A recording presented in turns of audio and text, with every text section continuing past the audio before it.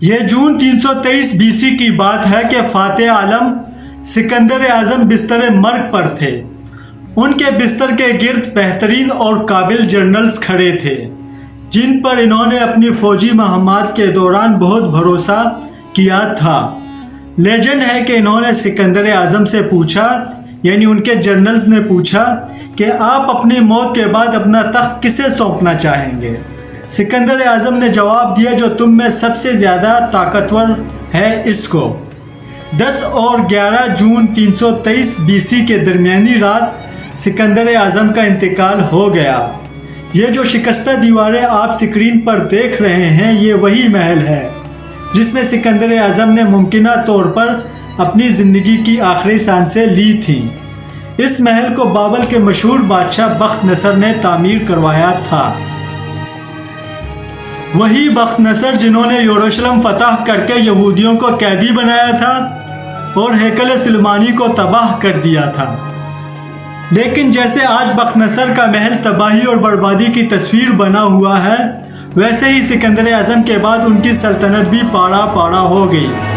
لیکن اس سلطنت کے خاتمے کے واقعات میں افغانوں نے کیا کردار ادا کیا تھا؟ افغانستان میں سب سے پہلے اسلام کا پرچم کس نے لہرایا تھا؟ آج کی افغانی ریاست کی بنیاد کس نے رکھی تھی؟ یہی سب کچھ ہم آپ کو بتانے جا رہے ہیں the history of Afghanistan graveyard کے ایپیسوڈ نمبر 2 میں۔ آپ دیکھ رہے ہیں ٹیک ٹائم بائی اصفہان۔ تو اس ایپیسوڈ کو اینڈ تک دیکھیے گا اور ہمارے چینل کو سبسکرائب کریں اور بیل آئیکن دبائیں تاکہ آپ کو مزید ہسٹریکل ویڈیوز مل سکیں اور آپ جان سکیں کہ آج کا افغانستان صدیوں کا سفر طے کرتا ہوا یہاں تک کیسے پہنچا۔ جب سکندر اعظم کی موت ہوئی تو ان کی افغان بیوی ملکہ رخسانہ امید سے تھیں۔ سکندر اعظم کے قریبی ساتھیوں کو یقین تھا کہ ملکہ رخسانہ ایک بیٹے کو ہی جنم دیں گی جو کہ ان کے بعد ان کی سلطنت کا یعنی سکندر اعظم کی سلطنت کا وارث ہوگا۔ لیکن کچھ لوگ جو ایسے تھے جو یہ سمجھتے تھے کہ رخسانہ چونکہ یونانی نہیں ہے اس لیے ان کی اولاد سکندر یونانی کی جائز وارث نہیں ہو سکتی۔ بات یہ تھی کہ یونانی اپنے علاوہ ہر قوم کو اور خاص طور پر ایشیائی لوگوں کو وحشی اور غیر مہذب انسیویلائزڈ سمجھتے تھے۔ ملکہ رخسانہ بھی چونکہ یونانی نہیں تھی اس لیے بہت سے یونانی کمانڈر اور اشرافیہ کے لوگ ملکہ کو پسند نہیں کرتے تھے۔ لیکن یونانیوں میں چونکہ اولاد کو باپ سے منسوب کیا جاتا تھا اس لیے سب مخالفتوں کے باوجود تخت پر ملکہ رخسانہ اور ان کے ہونے والے بچے کا دعویٰ دوسرے دعووں کی نسبت سب سے زیادہ مضبوط تھا۔ سکندر اعظم نے یونانی فوج میں بڑی تعداد میں اب افغانوں کو بھی بھرتی کر لیا اور یہ افغان فوجی ملکہ کے وفادار تھے اور وہ ملکہ رخسانہ کو سپورٹ بھی کرتے تھے۔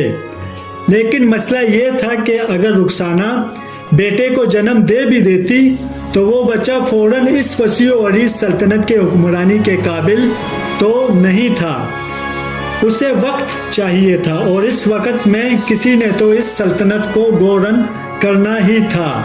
یہی وجہ تھی کہ بخت نصر کے محل میں سکندر اعظم کی آخری رسومات ابھی جاری تھی کہ ان کے جنرل سر جوڑے بیٹھے تھے مگر سلطنت کے نئے وارث کا فیصلہ نہیں ہو پا رہا تھا۔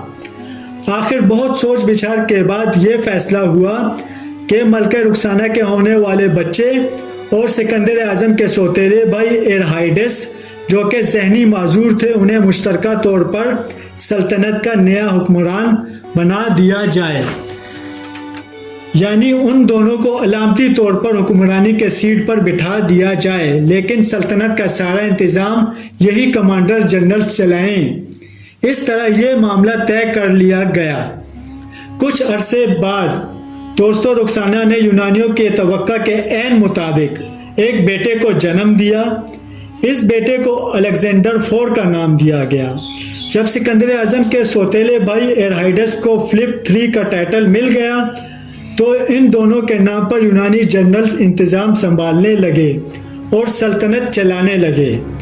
لیکن یہ بندوبست محض 2 برس ہی چل پایا۔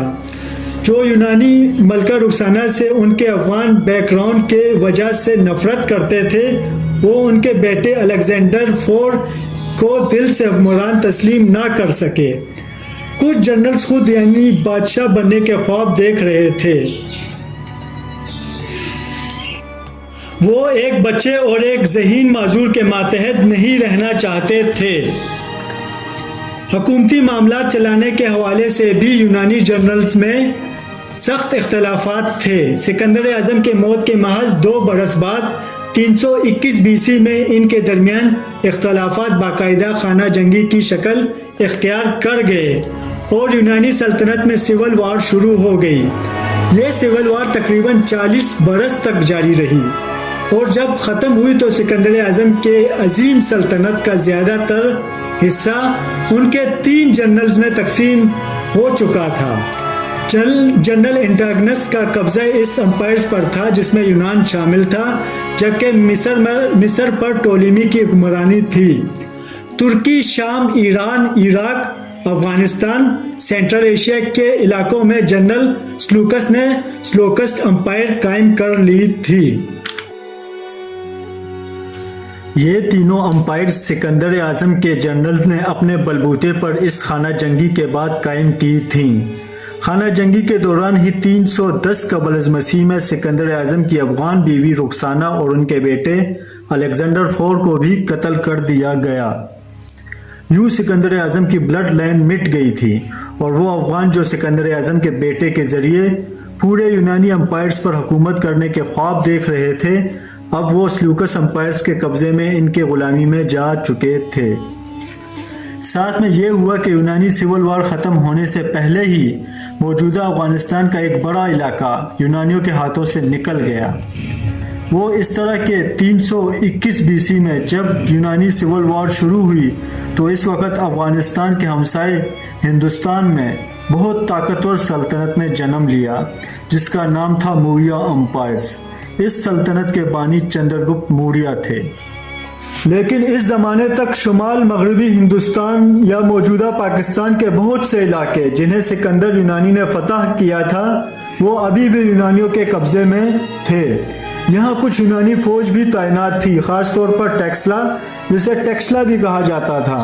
چندرگپت موریہ کو ہندوستانی سرزمین پر غیر ملکی فوج کی موجودگی ایک پل گوارا نہیں تھی۔ اس کے علاوہ وہ اپنی سلطنت کو پھیلانا بھی چاہتا تھا، چنانچہ انہوں نے ٹیکسلا پر حملہ کر کے یونانیوں کو شکست دی اور انہیں ہندوستان سے نکل جانے پر مجبور کر دیا۔ یوں مغربی ہندوستان یونانیوں سے آزاد ہو گیا۔ یونانیوں کو شکست دینے کے بعد چندرگپت موریہ نے ہندوستان کے اور بہت سے علاقے فتح کر کے اپنے امپائر کو مستحکم کر دیا۔ انہوں نے پاٹلی پٹریا موجودہ پٹنہ کو اپنا دارالحکومت بنایا اور ہندوستان پر حکومت کرنے لگے۔ لیکن موریہ امپائر کی بڑھتی ہوئی طاقت یونانیوں کو کھٹکنے لگی تھی۔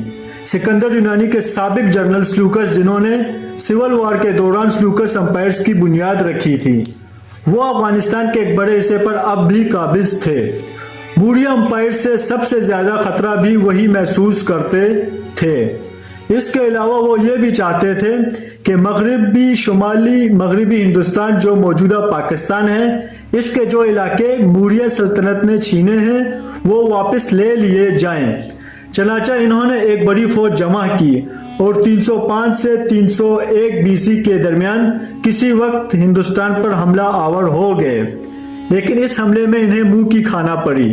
چندرگپت موریہ کی فوج نے سلوکس یونانی کو زبردست شکست دے کر ہندوستان سے بھگا دیا۔ سلوکس جسے راستے سے آیا تھا اس راستے سے اپنا سموں لے کر لوٹ گیا۔ جنرل انٹاگنس کے بعد ان کے بیٹے ڈیمیٹریاس دی فرسٹ نے مقدونیہ یا جسے میسیڈونیا بھی کہتے ہیں وہاں حکومت جاری رکھی۔ مائیکیورس فیلوز چندرگپت کی موت غالباً 297 BC میں ہوئی تھی۔ ان کی موت کے بعد بھی موریہ امپائرز کی افغانستان میں پیش قدمی جاری رہی۔ موریہ امپائر کے عروج کے دور میں قندھار اور کابل سمیت افغانستان کا ایک بڑا علاقہ اسی ہندوستانی موریہ امپائر کا حصہ بن گیا تھا۔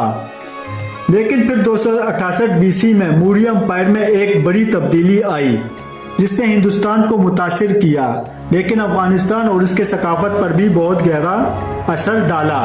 اس تبدیلی کا نام تھا اشوکا۔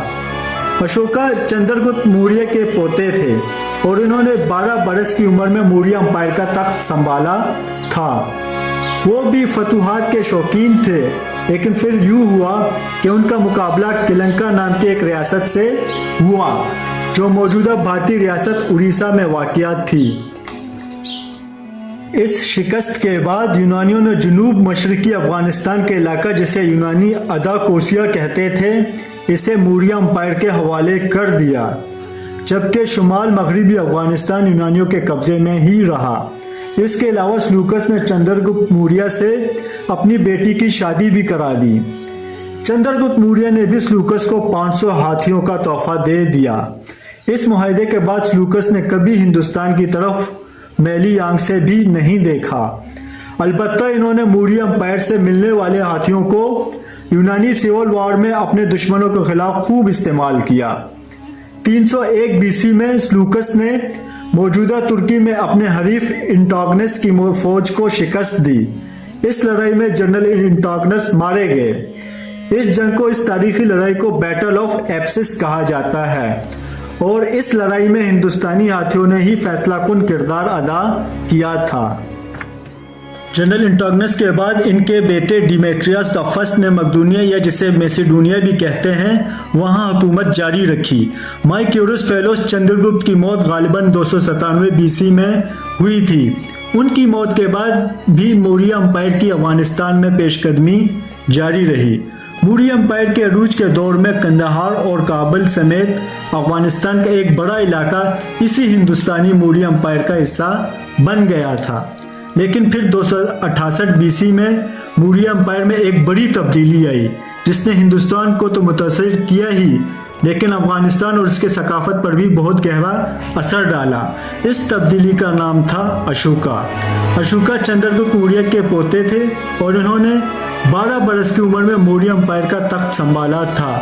وہ بھی فتوحات کے شوقین تھے، لیکن پھر یوں ہوا کہ ان کا مقابلہ کلنکا نام کی ایک سلطنت سے ہوا جو موجودہ بھارتی ریاست اڑیسہ میں واقع تھی۔ اس لڑائی میں اشوکا جیت تو گئے اور انہوں نے کلنکا پر قبضہ بھی کر لیا تھا، لیکن اس جنگ سے جو تباہی ہوئی تھی اسے دیکھ کر وہ بدل گئے۔ اس لڑائی میں کم از کم 1 لاکھ لوگ قتل ہوئے اور 1.5 لاکھ گھر تباہ ہو گئے۔ اشوکا نے میدان جنگ کا ایک طویل چکر لگایا اور میلوں تک پھیلی لاشیں، چیختے زخمی اور انسانوں کے چھیترے بکھرے دیکھے تو انہیں جنگ سے نفرت ہو گئی۔ اس خوفناک جنگ نے اشوکا کے ذہن کو جنگ و جدل سے ہمیشہ کے لیے ہٹا کر امن اور انسانیت کی طرف مائل کر دیا۔ انہوں نے آئندہ ہتھیار اٹھانے سے توبہ کر لی اور بدھ مت اختیار کر لیا، جس کی بنیاد بھی عدم تشدد یعنی نان وائلنس پر تھی۔ یہ بات آپ جانتے ہیں کہ مذہب کے پھیلاؤ میں طاقتور بادشاہ ہی زیادہ اہم کردار ادا کرتے ہیں۔ اس زمانے میں طاقتور بادشاہ اپنی پسند کے مذہب کو آسانی سے پھیلا لیا کرتے تھے۔ مثال کے طور پر رومن امپائر میں رومن شہنشاہ کونسٹنٹائن نے عیسائیت اختیار کی اور اسے پھیلایا تھا۔ اس طرح اشوکا نے بدھ مت اختیار کیا تو اپنے سلطنت کے کونے کونے میں بدھ مت کی تبلیغ شروع کروا دی۔ اشوکا کا ایک اہم قدم یہ تھا کہ انہوں نے بدھ مت کی تعلیمات کو تختیوں پر لکھوا کر اپنی سلطنت میں جگہ جگہ نصب کروایا تھا۔ ظاہر ہے ان کی سلطنت میں افغانستان کا بھی ایک بڑا حصہ شامل تھا۔ چنانچہ اشوکا کی سرپرستی میں افغانستان میں بدھ مت تیزی سے پھیلنے لگا۔ آرکیولوجیکل ریسرچ کے دوران افغانستان سے ایسی بہت سی تختیاں برآمد ہو چکی ہیں جنہیں اشوکا کے زمانے میں لکھوایا گیا تھا۔ یوں اشوکا کی کوششوں سے بدھ مت نے افغانستان اور ہندوستان کے عوام میں اپنی جڑیں بہت گہری کر لی۔ افغانستان میں کئی طاقتور سیاسی گروہوں میں بھی بدھ مت اشوکا کے بعد اختیار کر لیا گیا تھا۔ دوستو، موریہ امپائر 185 BC میں ختم ہو گئی، جبکہ افغانستان میں آباد ہو جانے والے مقامی یونانیوں نے رفتہ رفتہ سلوکس امپائر کی جگہ لے لی اور خود اپنی ایک آزاد سلطنت قائم کر لی۔ یہ مقامی یونانی سلطنت افغانستان میں قائم ہو چکی تھی، اسے گریک آف بیکٹرین کہتے ہیں۔ یہ یونانی سلطنت اور اس کے یونانی حکمران پہلی صدی BC تک افغانستان پر حکومت کرتے رہے۔ اس سلطنت نے یونانی کلچر کو بہت فروغ دیا۔ افغانستان کے موجودہ صوبے تخاد میں انہوں نے ایک خائنوم نام کا ایک شہر بھی بسایا تھا جو ایک طویل عرصے تک ان کا دارالحکومت بھی رہا۔ اس شہر کے باقیات آج بھی موجود ہیں اور اس سے دیکھا جا سکتا ہے کہ اس شہر کو یونانی طرز عمل پر تیار کیا گیا تھا۔ یہاں یونان جیسے تھیٹر اور عبادت گاہیں بھی موجود تھیں، لیکن پھر نہ جانے کیا ہوا کہ اس سلطنت کے بادشاہ ہرمائنس کے بعد اچانک سے اس سلطنت کا نام و نشان ہوا ہو گیا۔ یہ عجیب سی تاریخی الجھن ہے کہ افغانستان سے 40 قبل از مسیح 40 BC کے بعد اچانک سے یونانی سکوں کی جگہ مقامی بادشاہوں کے سکے ملنے شروع ہو جاتے ہیں۔ یہ یونانی سلطنت ایک دم سے کہاں چلی گئی؟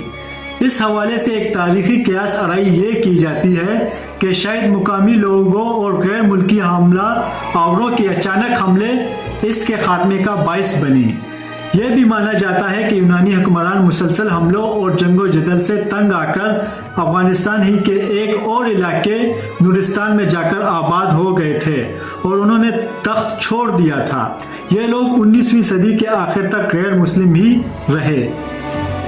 یہ ہندو مذہب کو بھی فالو کرتے تھے اور ان کی وجہ سے نورستان کا علاقہ کافرستان کہلایا جاتا رہا، جیسے کہ ہمارے پاکستان میں بھی وادی کیلاش کے علاقے کو کافرستان کہا جاتا ہے، تو اس طرح نورستان کا علاقہ بھی کافرستان کہلاتا تھا۔ لیکن پھر یہ ہوا 1890 کی دہائی میں افغان بادشاہ عبد الرحمن نے اس علاقے پر حملہ کر دیا۔ کچھ لوگوں کا الزام ہے کہ اس حملے کے بعد یہاں کے لوگوں کو زبردستی اسلام قبول کرنے پر مجبور کیا گیا۔ ان لوگوں کو مسلمان بنانے کے بعد اس علاقے کا نام کافرستان سے بدل کر نورستان کر دیا گیا، یعنی نور کی سرزمین۔ تو بہرحال دوستو، یونانی سلطنت کا خاتمہ تو نہ جانے کیوں ہوا، لیکن اشوکا کے بعد زیادہ تر افغان عوام کم از کم 1000 سال تک بدھ مت مذہب ہی کے پیروکار رہے۔ حالانکہ اس دوران ہندوستان کے بڑے حصے پر بدھ مت کی جگہ ہندو مت نے لینا شروع کر دی تھی۔ افغانستان میں ہندو مت اور پارسی مذہب کے پیروکار موجود تھے، لیکن افغانستان کا اکثریتی مذہب بدھ مت ہی رہا۔ یہ وہ دور تھا جب افغانستان میں بدھ مت کے تحت آرٹ اور کلچر کو فروغ ملا۔ یہاں مجسمے تراشے گئے، عبادت گاہیں قائم کی گئیں اور ان عبادت گاہوں میں بدھ مت کی مذہبی کتابوں کی تعلیم دی جانے لگی۔ صرف بلخ میں ہی 100 سے زائد بدھ مت کی عبادت گاہیں موجود تھی، جہاں طالب علموں کے رہنے کا بھی انتظام تھا۔ اس دور میں افغانستان کے علاقے بامیان میں بدھا کا وہ دیو قامت مجسمہ بھی تعمیر کیے گئے جنہیں طالبان نے اپنے پہلے دور حکومت میں تباہ کر دیا۔ مختصر یہ کہ افغانستان میں بدھ مت کا عروج افغانستان کا ایک سنہری دور تھا۔ اس دور میں افغانستان کے رابطے چین اور ہندوستان سے مضبوط ہوئے تھے۔ اس وقت چائنیز میں بھی بدھ مت تیزی سے پھیل رہا تھا، اس لیے افغانستان سے بڑی تعداد میں افغانی مذہبی تعلیم کے لیے ہندوستان کے علاوہ چین بھی جایا کرتے تھے۔ ایسے ہی ایک افغان بدھ بخشو یا ہوشین نے 458 میں اپنے کچھ چائنیز ساتھیوں کے ساتھ ایک اجنبی سرزمین کا سفر کیا تھا، جسے انہوں نے فیوزنگ کا نام دیا تھا۔ آج بہت سے ہسٹورینز کا ماننا ہے کہ ہوئیشن نے ممکنہ طور پر بر اعظم امریکہ کا سفر کیا تھا، کیونکہ کولمبس کے امریکہ دریافت کرنے سے بھی کوئی 1000 برس قبل افغان اور چائنیز بدھ بخشو امریکی سرزمین کا مبینہ طور پر سفر کر چکے تھے، لیکن چونکہ ان کے جانے کے بعد بھی امریکہ کا بیرونی دنیا سے کوئی مستقل رابطہ قائم نہیں ہو سکا، اس لیے امریکہ کا دریافت کا سہارا دنیا فی الحال کولمبس کے سر ہی دیتی ہے۔ دوستو، موریہ اور یونانی امپائرز کے بعد اگلے تقریباً 700-800 برس افغانستان میں جہاں بدھ مت امن کا درس دیتا رہا، وہیں بیرونی قوتوں کے حملے بھی جاری رہے۔ سینٹرل ایشیا اور ایران میں جنم لینے والے امپائرز افغانستان پر قبضے کی کوششیں کرتے رہے۔ 427 عیسوی کے آس پاس تو یہاں سینٹرل ایشیا سے آنے والے وائٹ ہون قبائل بھی کچھ عرصے کے لیے حکمران رہے، لیکن اس سارے عرصے میں افغانستان کی اپنی کوئی تاریخی اہمیت نہیں تھی۔ اس کی حیثیت بس بڑے امپائرز کے ایک صوبے جیسی ہوتی تھی جو اسے صرف اس لیے اہمیت دیتے تھے کہ یہ سینٹرل ایشیا، ایران اور ہندوستان کے درمیان ایک اہم پڑاؤ ہوا کرتا تھا۔ اس سے زیادہ افغانستان کی کوئی اہمیت ان امپائرز میں نہیں تھی۔ لیکن پھر 7ویں صدی عیسوی میں یہاں ایک ایسی طاقت نے قدم رکھا جس نے آنے والی صدیوں میں افغانستان کو خود ایک طاقتور سلطنت بننے میں مدد دی۔ یہ ایک ایسی طاقت تھی جس کے پاس ایک نظریہ بھی تھا اور تلوار بھی۔ اس طاقت کا نام تھا اسلام۔ 7ویں صدی جب خلفائے راشدین کے دور میں اسلام پھیلنا شروع ہوا تو اس وقت افغانستان ایران کے ساسانی سلطنت کے قبضے میں تھا۔ افغانستان کے علاوہ سینٹرل ایشیا کا بہت بڑا رقبہ اسی ساسانی ایرانی سلطنت کا حصہ تھا۔ خلیفہ ثانی حضرت عمر فاروق رضی اللہ تعالیٰ عنہ کے دور میں مسلمانوں نے 636 سے 642 عیسوی میں جنگ قادسیہ اور نہاوند کے معرکوں میں ایرانیوں کو شکست فاش دی اور ایران اور عراق پر قبضہ کر لیا۔ ایرانی شہنشاہ یزدگرد فرار ہو کر افغانستان پہنچے اور انہوں نے بلخ میں پناہ لے لی۔ ان کا تعاقب کرتے ہوئے مسلم لشکر افغانستان میں داخل ہوا اور مسلمانوں نے پہلے ہرات پھر بلخ پر اپنا پرچم لہرا دیا۔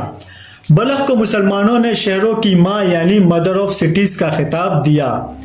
661 میں جب امیر معاویہ رضی اللہ تعالی عنہ نے اموی سلطنت قائم کی تو یہ وہ تھے جنہوں نے ہندوستان پر حملے کا فیصلہ کیا۔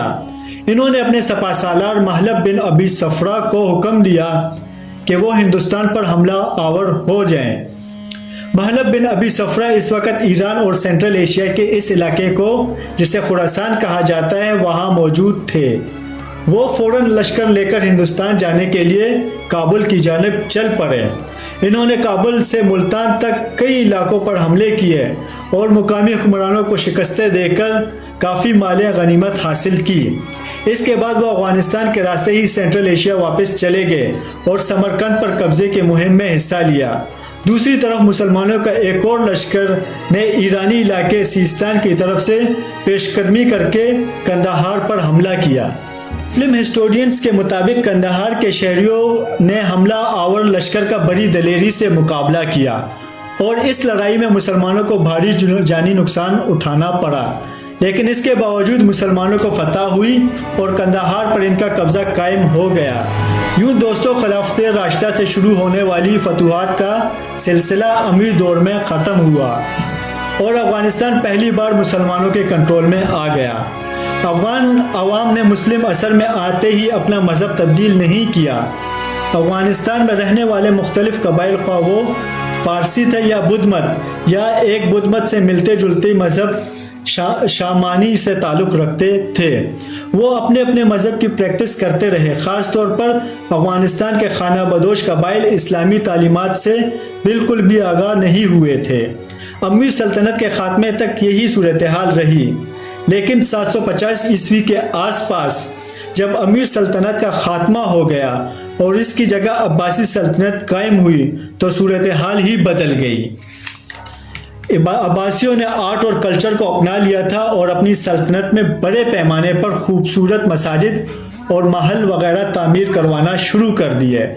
بلخ اور ہرات جو کہ اس زمانے میں افغانستان کے اہم ترین شہر تھے، وہاں بھی مساجد اور بڑے بڑے محل تعمیر کروائے گئے۔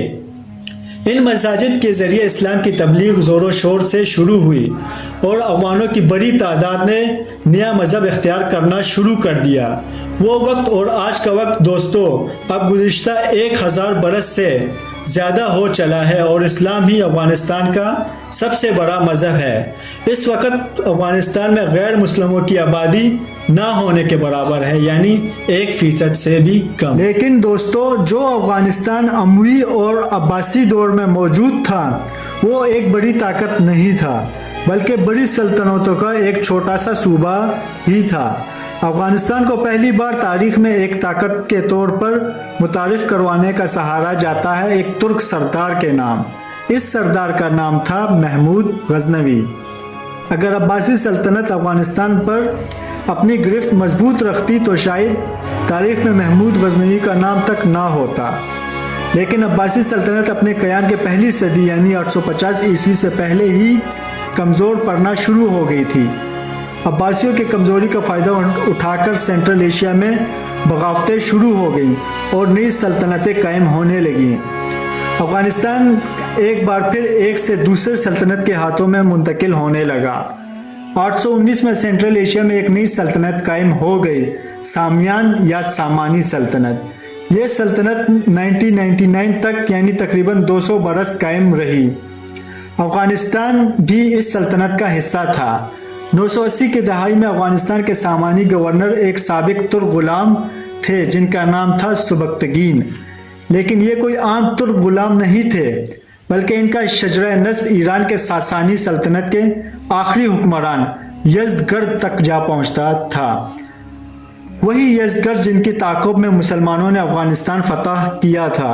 یزدگرد کی اولادوں نے ایران سے پسپا ہونے کے بعد سینٹرل ایشیا میں رہائش اختیار کی تھی اور وہاں مقامی ترک قبائل سے شادیاں کر لیں۔ انہی شادیوں کے نتیجے میں جو نسل آگے بڑھی ان میں سبکتگین شامل تھا۔ تو اب یہ سبکتگین جن کی رگوں میں قدیم ایرانی اور ترک خون دوڑ رہا تھا وہ سامانیوں کی طرف سے خراسان کے گورنر تھے، جس میں ایران اور افغانستان کا بڑا علاقہ شامل تھا۔ انہی کے بیٹے ابو القاسم محمود جو بعد میں محمود غزنوی کے نام سے مشہور ہوئے، 997 میں جب سبکتگین کا انتقال ہوا تو ان کے بیٹے محمود غزنوی ان کی جگہ حکمران بنے۔ انہوں نے سامانی سلطنت سے بغاوت کر کے افغانستان کو ایک آزاد سلطنت بنا دیا اور غزنی کو اپنا دارالحکومت بنایا۔ انہوں نے یمین الدولہ ابو القاسم محمود بن سبکتگین کا ٹائٹل سے اپنے سلطان ہونے کا اعلان کر دیا۔ مسلمان بادشاہوں میں محمود غزنوی وہ پہلا شخص ہے جس نے سلطان کا لقب اختیار کیا۔ اس سے پہلے وہ مسلم حکمران جو عباسی خلافت سے الگ ہوئے تھے وہ عام طور پر امیر یا ملک وغیرہ کہلاتے تھے، جبکہ مصر کے فاطمی حکمرانوں اور اندلس کے اموی حکمرانوں نے اس زمانے میں خلیفہ کا ٹائٹل اختیار کر رکھا تھا۔ تو سلطان محمود غزنوی اسلامی تاریخ کے پہلے سلطان تھے۔ پھر ان کی قیادت میں افغان سلطنت نے اتنی ترقی کی کہ یہ اپنے دور کے سب سے بڑی اور طاقتور اسلامی سلطنت بن گئی، حتیٰ کہ ہزاروں میل دور بغداد میں بیٹھے عباسی خلفاء بھی اس کی طاقت کا لوہا مانتے تھے۔ اس سلطنت کے دور میں ایک اور کام بھی ہوا، ایک بہت ہی اہم کام جس نے افغانستان میں رہنے والے ایک قوم کو نئی زندگی دے دی۔ وہ کام تھا افغانستان میں بولی جانے والی ایک زبان پشتو کو دیوانگری کی جگہ عربی رسم الخط میں لکھنے کا کام۔